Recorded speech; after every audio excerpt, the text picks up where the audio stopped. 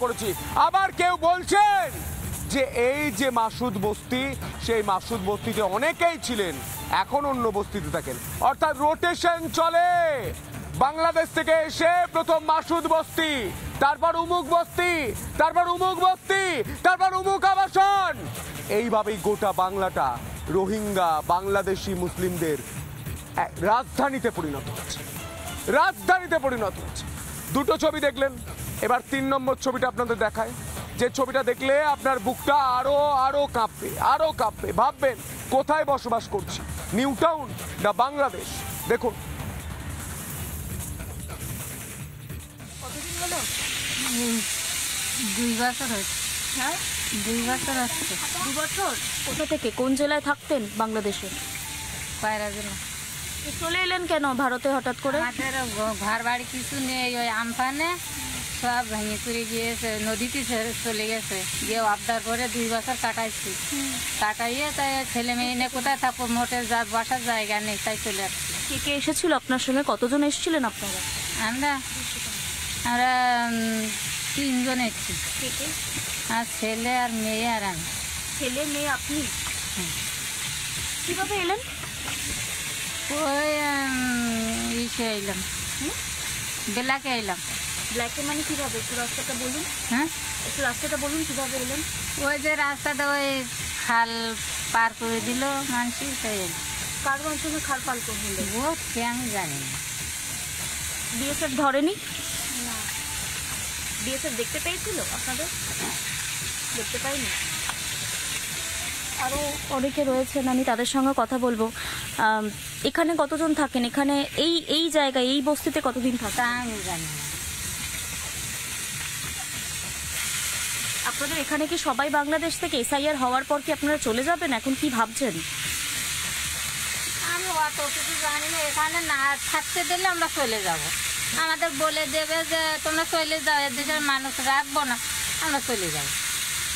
আর যদি বলে যে থাকো, কিছু করবো না, তাহলে আমরা থেকে আমরা ছেলে মেয়ে মানুষ করবো, থাকতে পারবো।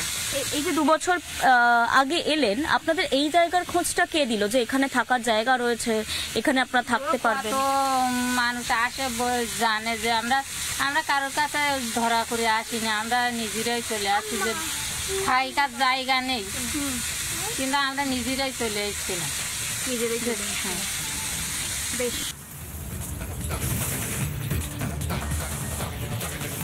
এই ছবিটা মমতা বন্দ্যোপাধ্যায় দেখতে পাচ্ছেন।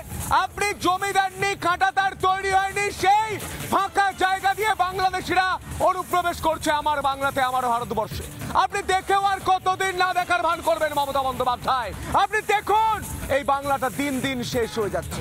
আর এই ছবি দেখার পর চমকে উঠেছেন বিজেপি নেতা শ্রমিক ভট্টাচার্য, রাজ্য বিজেপি সভাপতি। তিনি ঠিক কি বলছেন, এবং রাজ্যের বিরোধী দলনেতা শুভেন্দু অধিকারী তিনি ঠিক কি বলছেন শুনবো।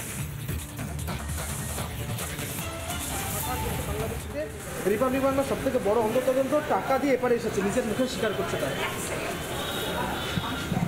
এই মুহূর্তে সারা ভারতবর্ষে যেখানে যত বাংলাদেশিকে ধরা হচ্ছে, তারা স্বীকার করে নিচ্ছে তারা পশ্চিমবঙ্গের ভেতর দিয়ে এসেছে, এবং তারা যে আধার কার্ড বা ভোটার কার্ড, প্যান কার্ড বানিয়েছেন, সেগুলো উত্তর 24 পরগনার বারাসাত, মধ্যমগ্রাম, ওপরে শিলিগুড়ি এবং দক্ষিণ 24 পরগনার সোনারপুর থেকে। তো এটা তো প্রতিষ্ঠিত তথ্য। বাংলাদেশিদের বাঁচানোর জন্যই, রোহিঙ্গাদের নাম ভোটার লিস্টে রাখার জন্যই কালকে অনুপ্রবেশকারী বাঁচাও পদযাত্রা করেছেন মুখ্যমন্ত্রী। এসআইআর এর নাম শুনে কাঁপতে কাঁপতে কিছু পালিয়েছে। নিউ টাউনে হঠাৎ করে সকালবেলা কাজের লোকেরা নাই, তোমার দেখা নাই রে, তোমার দেখা নাই।